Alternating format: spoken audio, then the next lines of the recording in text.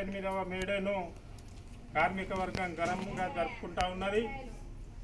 ఈ 138వ మేడేను మతోన్మాద BJP fascist విధానాలకు వ్యతిరేకంగా, కార్మిక వర్గ వ్యతిరేక విధానాలకు వ్యతిరేకంగా ఈరోజు ఈ మేడను కార్మిక వర్గం తమ హక్కుల సాధన కోసం చికాగో మృతవీరులకు జోహార్లు అర్పిస్తూ మరొకసారి అమరవీరుల సాక్షిగా పునరంకితమవుతూ తమ హక్కుల కోసం పోరాడతామని ప్రతిజ్ఞ చేస్తూ ఈ యొక్క మేడేను నిర్వహించడం జరుగుతూ ఉన్నది. ఈరోజు కార్మికులు పోరాడి సాధించుకున్నటువంటి 29 చట్టాలను 4 కోట్ల కుదించి కార్మిక వర్గాన్ని కార్పొరేట్ల కాళ్ళ కింద బానిసలుగా చేసేటువంటి ఒక పరిస్థితి ఈరోజు కేంద్ర ప్రభుత్వం కొనసాగిస్తూ ఉన్నది. అదే రకంగా 2 కోట్ల ఉద్యోగాలు ఇస్తామన్నది, ప్రతి ఇంటికి ప్రతి ఖాతాలో 15 లక్షల రూపాయలు ఇస్తామని చెప్పింది.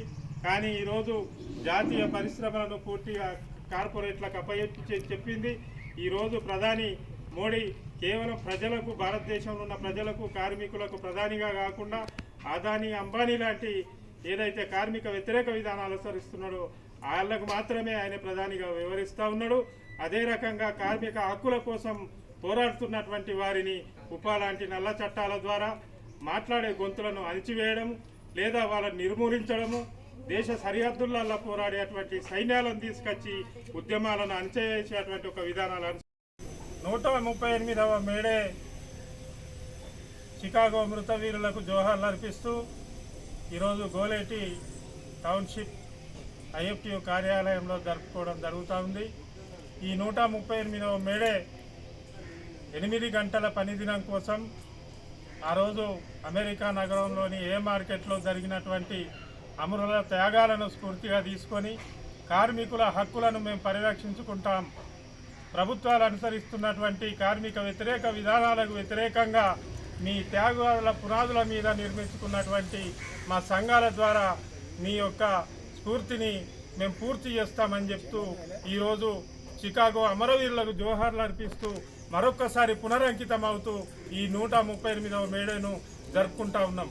ఈరోజు బీజేపీ కేంద్ర ప్రభుత్వం మోడీ అధికారంలో వచ్చిన తర్వాత దాదాపు 29 కార్మిక చట్టాలు పోరాడి సాధించుకున్నటువంటి కార్మిక చట్టాలను 4 కోట్లుగా కుదించారు.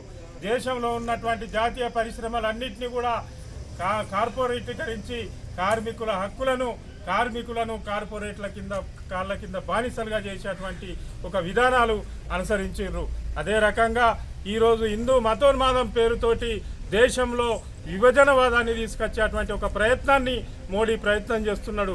ఒకవైపు దేశ పారిశ్రామిక రంగాన్ని కార్పొరేట్లకు తాకట్టు పెట్టడం, మరోవైపు హిందూయిజాన్ని రెచ్చగొట్టడం ద్వారా అధికారాన్ని మళ్ళా ఈసారి ఎన్నికల్లో 400 సీట్లు సాధించడం ద్వారా ఈరోజు దళితులు, ఆదివాసీలు, మైనార్టీలకు ఉన్నటువంటి అనేక రిజర్వేషన్లను కూడా రద్దు చేసేటువంటి విధానం, సిఏఏ లాంటి చట్టాలను తీసుకొచ్చి మళ్ళొక్కసారి విభజన చేసేటువంటి ఒక విధానం. అదే రకంగా కార్మికులను ఒక హిందూవాదం పేరుతోటి దేశ విభజనే కాదు, ఈ హిందూవాదం పేరుతోటి కార్మిక వర్గంలో కూడా చీలికలు సృష్టించేటువంటి ఒక విధానాన్ని అనుసరిస్తూ ఉన్నాడు. ఆయన ఇచ్చినటువంటి హామీలు ఏ ఒక్కటి నెరవేర్చలేదు. సంవత్సరానికి 2 కోట్ల ఉద్యోగాలు అన్నాడు, అందరి ఖాతాలలో 15 లక్షల రూపాయలు వేస్తామని చెప్పిండు. ఎక్కడైతే నల్లధనం దేశ సరిహద్దులు దాటిపోయిందో అవన్నీ తెప్పించి ఇస్తానన్నాడు.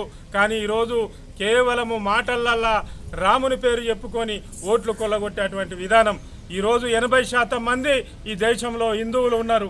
ఈ 80% మంది కార్మికులుగా, రైతులుగా, ఉపాధ్యాయులుగా, అసంఘటిత కార్మికులుగా, మేధావులుగా, విద్యార్థులుగా అనేక మంది ఈ 80% మందిగా హిందువులు ఉన్నారు.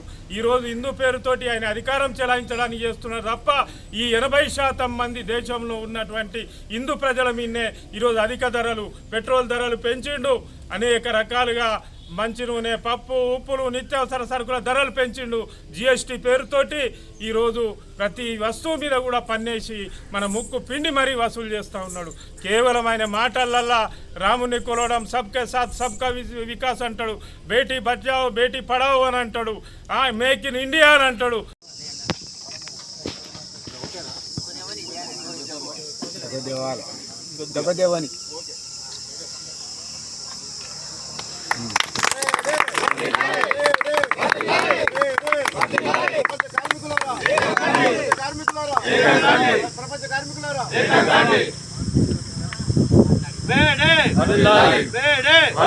ప్రపంచ కార్మికులారా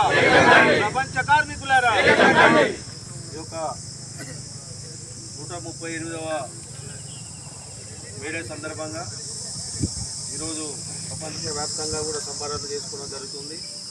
దీనిలో భాగంగానే కాసిపేట మైన్లో ఈ యొక్క కార్యక్రమం చేసుకోవడం జరిగింది. ఈ కార్యక్రమానికి వచ్చేసినటువంటి యూనియన్ ప్రతినిధులు, పెద్దలు, కార్యకర్తలు, కార్మికులకు అందరికీ పేరు పేరున మేడే శుభాకాంక్షలు తెలియజేస్తూ ఇప్పుడు పెద్దలు వెల్లంపల్లి బ్రాంచ్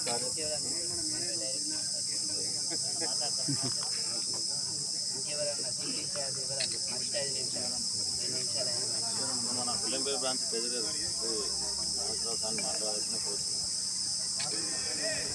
ఈరోజు మనం మేడే సందర్భంగా మనం అందరూ కూడా ఇక్కడ ఏకం కావడం